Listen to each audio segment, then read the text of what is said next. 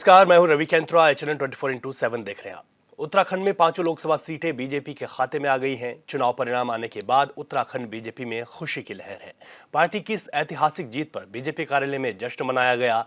Party की इस जीत पर एचएनएन ने बीजेपी के कई दिग्गज नेताओं से बातचीत की है।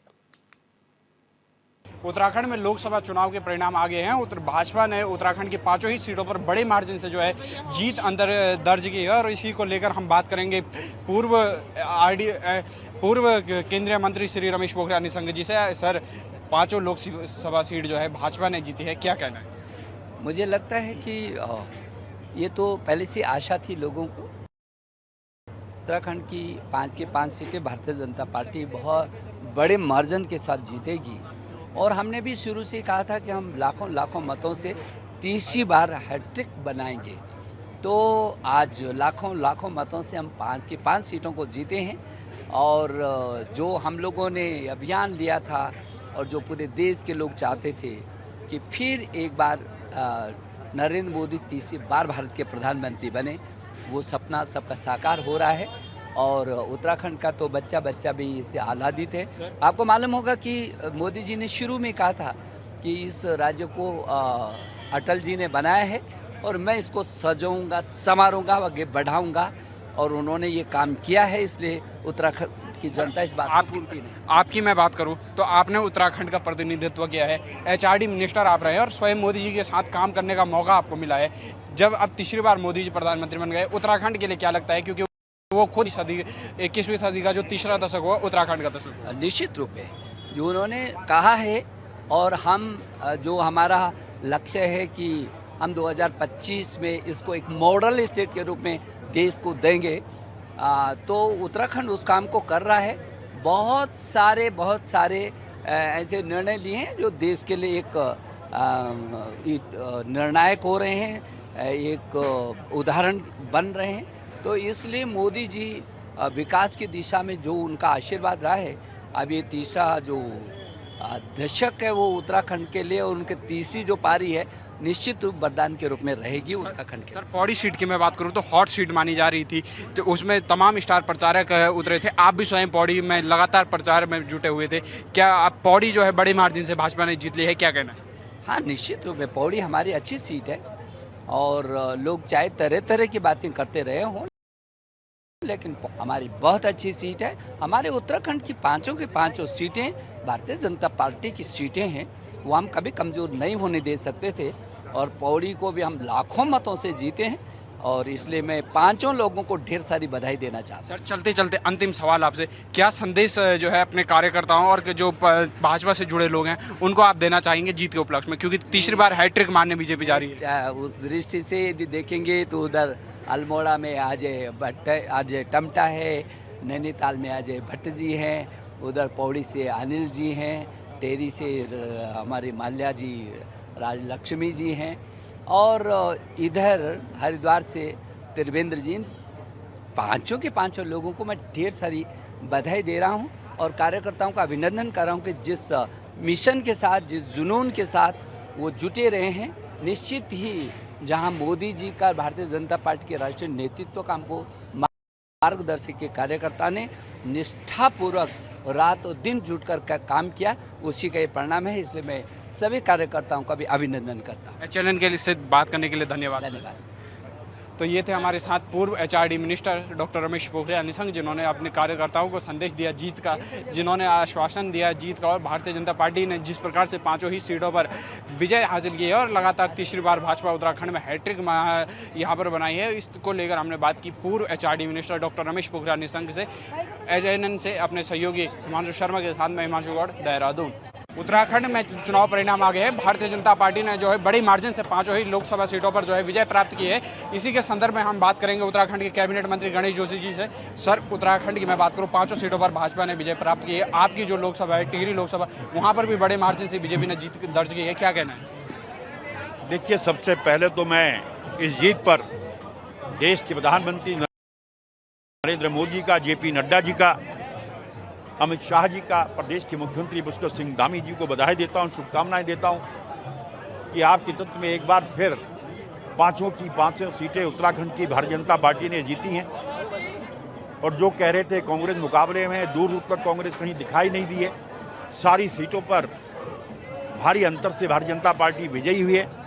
ये इस बात का संकेत है कि जितना भरोसा यहाँ की जनता मोदी जी पर करती है,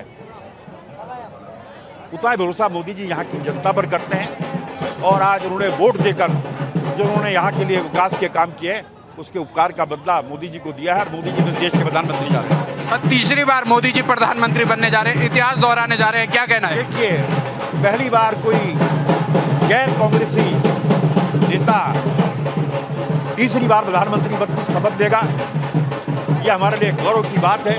और जो विकसित भारत का संग पूरा होगा, देश का विकास होगा, प्रदेश का विकास होगा। तो ये थे हमारे साथ सैनिक कल्याण मंत्री श्री गणेश जोशी जी, जिनसे हमने बात की कि उत्तराखंड में जो है 5 लोकसभा सीटें भाजपा ने अपने खेमे में की हैं और गणेश जोशी का इस पर क्या कहना है। HNN के लिए अपने सहयोगी हिमांशु शर्मा के साथ मैं हिमांशु गौड़, देहरादून। उत्तराखंड में लोकसभा चुनाव के परिणाम आ गए हैं। भाजपा की मैं बात करूं तो यहाँ पर क्लीन स्वीप भाजपा ने तीसरी बार की है और भाजपा की इस जीत पर राजपुर रोड विधानसभा के विधायक खजानदास जी का क्या कहना है। आइए सर 5 सीट जो है बीजेपी के खेमे में गई है, क्या कहना है? देखिए, मैं सबसे पहले उत्तराखंड के जनमानस को और वोटर्स को और कार्यकर्ताओं को बहुत बहुत बधाई और शुभकामनाएं देना चाहूँगा कि तीसरी बार ये हैट्रिक जीत हुई है भारतीय जनता पार्टी की। भारतीय जनता पार्टी पर विश्वास करते हुए, हमारे मुख्यमंत्री पुष्कर सिंह धामी जी पर विश्वास करते हुए और देश के प्रधानमंत्री नरेंद्र मोदी जी पर विश्वास व्यक्त करते हुए उन्होंने पुनः आशीर्वाद दिया है। इसके लिए मैं पुनः बहुत बहुत आभार और धन्यवाद ज्ञापित करना चाहूँगा उत्तराखंड का तमाम जनमानस को। सर, मोदी जी तीसरी बार प्रधानमंत्री बनने जा रहे हैं। भारत का जो इतिहास है वो बदलने जा रहा है, क्योंकि गैर कांग्रेसी कोई पहली बार तीसरी बार प्रधानमंत्री बनने जा रहा है, क्या कहना है? ये बहुत बड़े हम सबके लिए एक विचारणीय विषय भी है और शुभ घड़ी की भी बात है। और मोदी जी का जहाँ तक सवाल है, मोदी जी एक सामान्य व्यक्ति तो नहीं है, वो एक महान संत है और भगवान का कहीं ना कहीं अंश उन पर है। इसी के निमित्त जिस प्रकार से मोदी जी मेहनत कर रहे हैं, जी भर के पूरे देश भर में मेहनत की है और काम किया है, विकास किया है, चाहे धारा 370 को लेकर के हो, चाहे राम मंदिर निर्माण को लेकर के हो। जिस तरह से काम उन्होंने देश हित में किए, चाहे सड़कों का निर्माण हो, ये उनके नेतृत्व में हुआ है। इसलिए मैं पुनः उनको प्रधानमंत्री बनने पर बहुत बहुत बधाई शुभकामनाएं देना चाहूँगा कि वो तीसरी बार संभाले और देश को जिस तरह से आपका एक संकल्प है कि विकसित भारत 2047 तक हम इसको पूरा करेंगे, इस ध्येय को पूरा करेंगे, उसी के निमित्त वो देश को आगे बढ़ाएं। उनको मैं बहुत बहुत बधाई और शुभकामनाएं देना चाहूँगा। सर, उत्तराखंड का दशक तीसरी दशक कहा जाता है, उसके ऊपर क्या कहना है? देखिए, जब माननीय प्रधानमंत्री जी उत्तराखंड आए, भगवान केदारनाथ की धरती पर उन्होंने कहा कि ये दशक उत्तराखंड का होगा, इसी के निमित्त वो काम कर रहे हैं। और माननीय पुष्कर सिंह धामी जी जो हमारे मुख्यमंत्री हैं, वो उनके मार्गदर्शन पर आगे चल रहे हैं, आगे काम कर रहे हैं। चाहे अभी UCC को लेकर के जिस उन्होंने एक मिसाल दी है देश के लिए, और उसी के निमित्त जगह जगह वो गए भी, उसका प्रचार प्रसार भी किया है। उनको मैं बहुत बहुत बधाई और धन्यवाद ज्ञापित करना चाहूँगा। तो ये थे हमारे साथ राजपुर रोड विधानसभा के विधायक खजानदास जी, जिन्होंने बात की भाजपा की जो है तीसरी बार हैट्रिक मारने पर। अपने देहरादून से HNN के लिए सहयोगी हिमांशु शर्मा के साथ मैं हिमांशु। आगामी मानसून सत्र को देखते हुए टनकपुर घाट NH में वाहनों और लोगों के लिए खतरे का सबब बने पेड़ों का वन विभाग और NH की टीम के द्वारा चिन्हीकरण किया गया। लोहाघाट रेंज में वन क्षेत्राधिकारी दीप जोशी के निर्देश पर वन दारोगा नंदा वल्लभ भट्ट, भास्कर नैनवाल के द्वारा खूना, लोहाघाट और मरोड़ा खान क्षेत्र में NH किनारे खतरे बने पेड़ों को चिन्हित किया गया है, ताकि समय से इन पेड़ों का निस्तारण हो सके और किसी भी प्रकार की दुर्घटना और जनहानि न हो सके।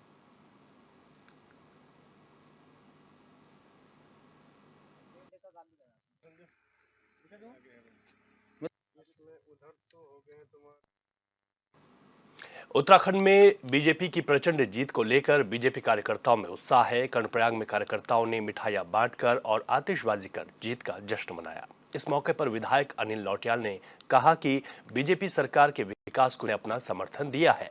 वहीं बीजेपी जिला अध्यक्ष रमेश मैखुरी ने कहा कि चमोली जिले की तीनों विधानसभाओं से बीजेपी को रिकॉर्ड मतदान हुआ है। जिंदाबाद जिंदाबाद जिंदाबाद। माननीय मोदी जी की विकास की सोच जिस प्रकार से पूरे उत्तराखंड का विकास हुआ है और उनकी नीतियों के चलते ही भारतीय जनता पार्टी जनपद चमोली के कार्यकर्ताओं की लगन, मेहनत और कार्यकर्ताओं के अपार सहयोग के साथ साथ जनता ने जिस प्रकार से इस चुनाव को लड़ा, निसंदेह गढ़वाल की सीट हमने भारी बहुमत से विजय की पताका फहराई है। साथ ही जनपद चमोली में हम पूरे गढ़वाल मंडल की 14 विधानसभाओं में से तीनों विधानसभा लगभग 35,000 के से अधिक मतों से हम जनपद चमोली से जीते हैं। मैं एक बार पुनः जनपद चमोली के भारतीय जनता पार्टी के कार्यकर्ताओं का और सभी मतदाताओं का आभार व्यक्त करता हूँ।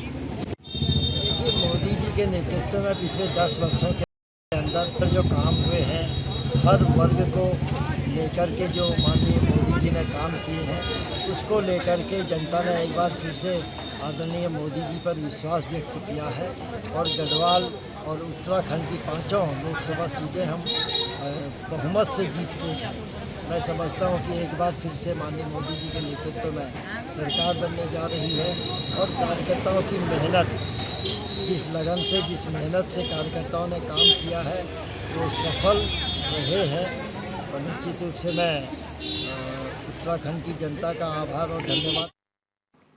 मिर्जापुर में एनडीए की सहयोगी और अपना दल एस के प्रत्याशी अनुप्रिया पटेल ने 37,580 मतों से के साथ इस जीत को हासिल किया है, जिसके चलते अनुप्रिया पटेल हैट्रिक लगाने वाली पहली सांसद बन गई हैं। जीत का प्रमाण पत्र लेने के बाद उन्होंने कहा कि मिर्जापुर की बेटी मिर्जापुर के मतदाताओं के दिल में बसती है और ये सर्टिफिकेट उसका प्रमाण है।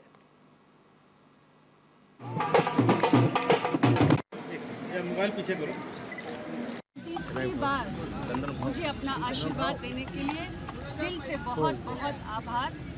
मेरा ये सर्टिफिकेट जो आज उन्होंने मुझे दिया है, उसके लिए मैं बहुत बहुत उनको दिल से शुक्रिया अदा करती हूँ। मिर्ज़ापुर की बेटी मिर्ज़ापुर के मतदाताओं के दिल में बसती है और ये सर्टिफिकेट उसका प्रमाण है। मैं अपने सभी भारतीय जनता पार्टी, अपना दल और एनडीए के साथी दलों के कार्यकर्ताओं का भी बहुत बहुत धन्यवाद करना चाहती हूँ, जिन्होंने इस पूरे चुनावी प्रक्रिया में अथक परिश्रम किया और ये सब के परिश्रम के कारण आज हमने मिर्ज़ापुर में तीसरी बार हैट्रिक लगाई है। श्रावस्ती लोकसभा सीट से सपा प्रत्याशी राम शिरोमणि वर्मा ने बीजेपी प्रत्याशी साकेत मिश्रा को 76,673 वोट से हराया है। राम शिरोमणि वर्मा को 5,11,055 जबकि साकेत मिश्रा को 4,34,382 वोट मिले हैं। वहीं बसपा के प्रत्याशी मुइनुद्दीन अहमद खां उर्फ हाजी दद्दन को 56,251 वोट मिले हैं। जीतने के बाद राम शिरोमणि वर्मा ने कहा कि ये हमारी नहीं, जनता की जीत है। जनता ने हमें खूब प्यार मिला है। जनता ने जो भरोसा हम पर जताया है उसको कायम रखा जाएगा।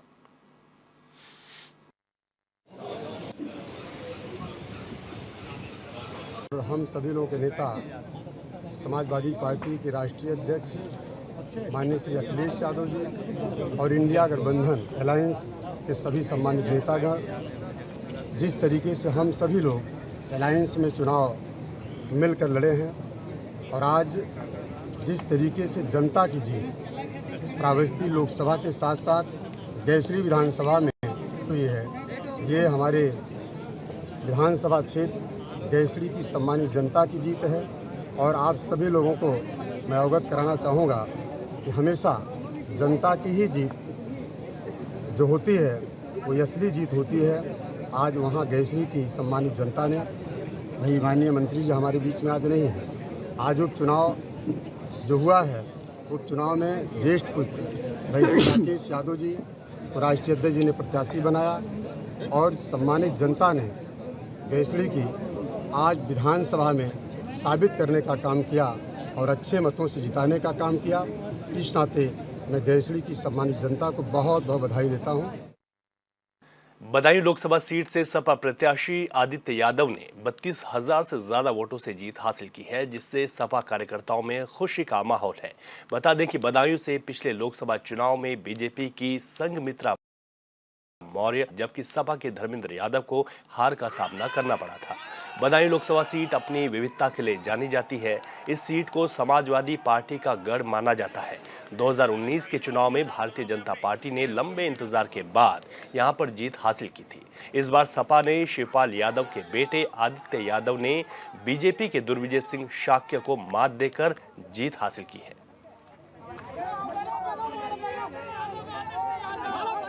तो मुझे बेहद खुशी है और ये जीत सिर्फ आदित्य की या सिर्फ समाजवादी पार्टी या इंडिया गठबंधन या कांग्रेस की नहीं है।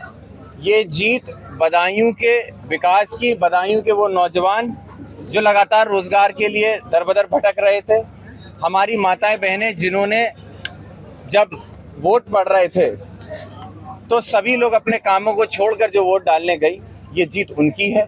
मैं बदायूं की जनता का धन्यवाद देता। हमीरपुर लोकसभा सीट से सपा प्रत्याशी की जीत हुई। अजिंदर सिंह राजपूत ने 2629 मतों से जीत हासिल की है। डीएम राहुल पांडे ने सपा प्रत्याशी को जीत का प्रमाण पत्र सौंपा। वहीं सपा की जीत से पार्टी कार्यकर्ताओं में खुशी की लहर है।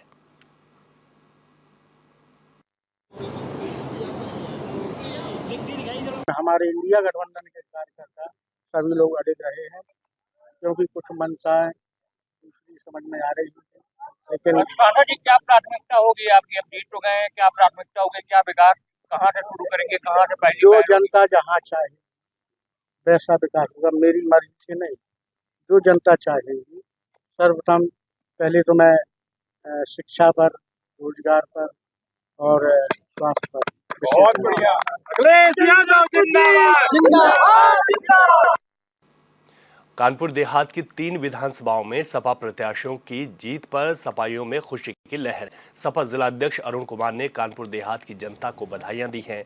वहीं कन्नौज से अखिलेश यादव की प्रचंड जीत से सपा कार्यकर्ता काफी उत्साहित भी हैं। सपा कार्यकर्ताओं ने आतिशबाजी करके जीत का जश्न मनाया।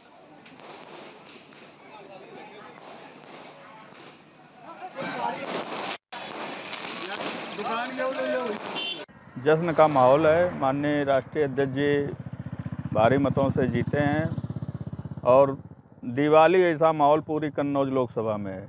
सारी जनता आज खुशियां मना रही है। सभी लोगों ने हमको वोट दिया है और बहुत बहुत आभार हृदय से कन्नौज की जनता को, जिन्होंने अखिलेश जी पे भरोसा जताया और इतनी बड़ी जीत दिलाई। अमेठी में 1,66,022 मतों से इंडिया गठबंधन से कांग्रेस प्रत्याशी किशोरी लाल शर्मा ने जीत हासिल की। हार के बाद स्मृति ईरानी ने प्रेस कॉन्फ्रेंस कर पार्टी कार्यकर्ताओं का आभार जताया। साथ ही कहा कि 5 सालों के अल्प समय में हमने 30 सालों के कार्य को पूरा किया है। हर गांव में जाकर काम किया। हार और जीत के बाद भी अमेठी में रही हूं।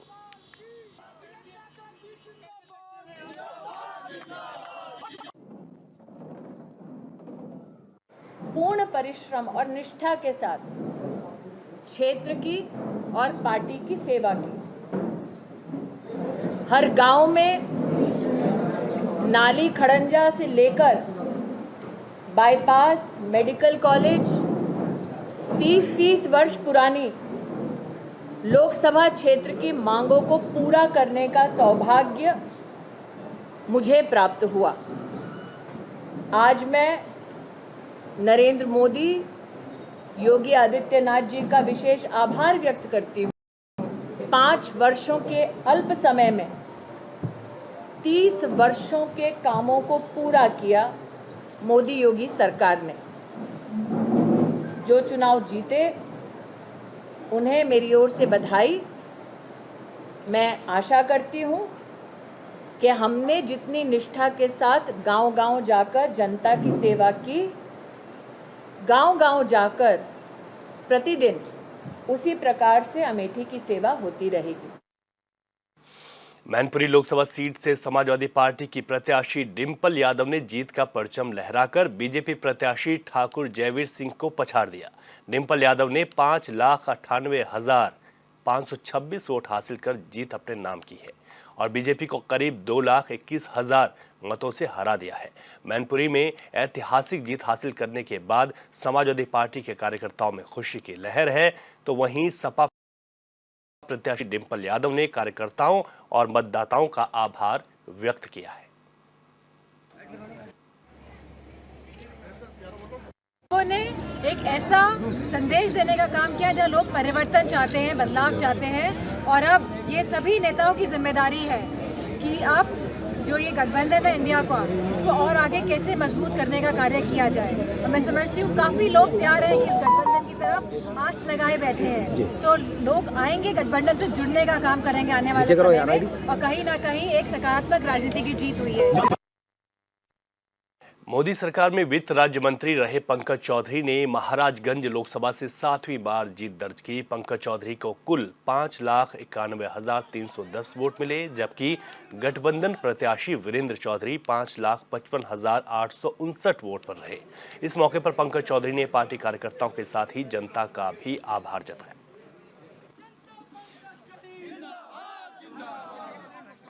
सबसे पहले तो मैं महाराजगंज के जनता को बहुत बहुत धन्यवाद देना चाहता हूं कि जिन्होंने 7 मरतबे अपना आशीर्वाद सहयोग दिया है, और उसके लिए मैं उनका ऋणी हूं।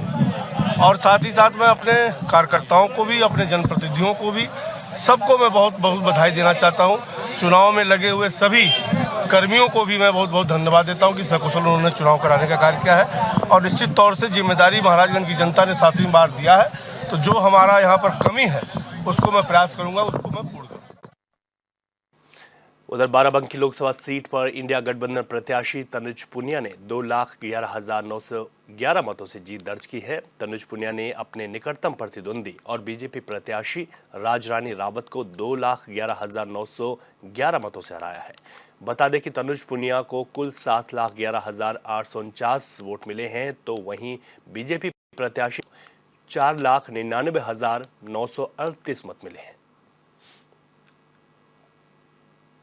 महंगाई देख रहे थे, किसान जिस तरह से पूरे देश में एक माहौल बना था, जो लोग जो है चेहरे ना देख करके मुद्दे देख रहे थे, बेरोजगारी देख रहे थे, महंगाई देख रहे थे, किसानों के मुद्दे देख रहे थे, युवाओं के मुद्दे देख रहे थे, तो सीधे सीधे मुद्दों के ऊपर ये चुनाव हुआ है। और जिस तरह से घोषणा पत्र इंडिया गठबंधन का आया है, वो लोगों को सीधे सीधे दिल पे हिट किया है। लोग ये समझ रहे थे कि इंडिया गठबंधन के ही ऐसे नेता हैं जो उनके मुद्दों पे लड़ाई लड़ रहे हैं, उनके लिए लड़ाई लड़ रहे हैं, और इसीलिए जो है ये ज़्यादा से ज़्यादा जो माहौल आज बना है वो उसी की वजह से बना है। और जहाँ तक विपक्ष का सवाल था, विपक्ष क्या जो सत्ता में बैठे हैं उनका सवाल था, वो उन्होंने ऐसी कोई बात ही नहीं करी। उन्होंने सीधे सीधे जो है क्या नाम है, हिंदू मुस्लिम करने का प्रयास किया, समाज का विभाजन करने का प्रयास किया, लेकिन उसका नहीं। नगीना लोकसभा सीट से आज़ाद समाज पार्टी के चंद्रशेखर आज़ाद ने 1,49,000 वोटों से जीत हासिल की है। चंद्रशेखर आज़ाद ने बीजेपी के ओम कुमार को करारी मात दी। जीत के बाद चंद्रशेखर आज़ाद ने जिला प्रशासन के सभी अधिकारियों का शांतिपूर्वक मतगणना कराने को लेकर आभार जताया, तो वहीं नगीना की जनता का भी चंद्रशेखर आज़ाद ने आभार व्यक्त किया। उधर आज़ाद ने यह भी कहा कि अगर इंडिया गठबंधन ने समझदारी से टिकट दिया होता तो शायद आज परिणाम कुछ और होता।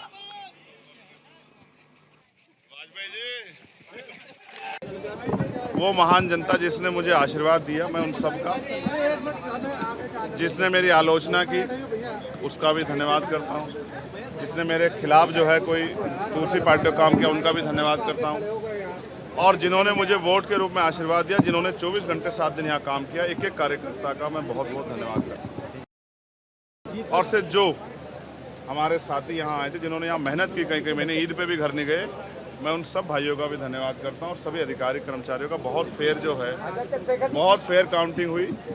सुबह से अब तक कोई एक ऐसा इशू नहीं आया जहाँ कोई बहस हुई है। बहुत फेयर तरीके से जो है, मैं धन्यवाद करूँगा यहाँ के प्रशासन का, और जिन कर्मचारियों ने चुनाव में ड्यूटियाँ की उन सब का भी धन्यवाद करता हूँ। सबका सहयोग है, और भीम आर्मी आज़ाद समाज पार्टी के कार्यकर्ता को मेरा नीला सलाम। बीजेपी की हार हुई है, और भी जगह पूरी हार हुई है पश्चिम में, क्या कहना चाहेंगे? ये अगर इंडिया अलायंस के लोग समझदारी दिखाते तो परिणाम और बहुत बेहतर।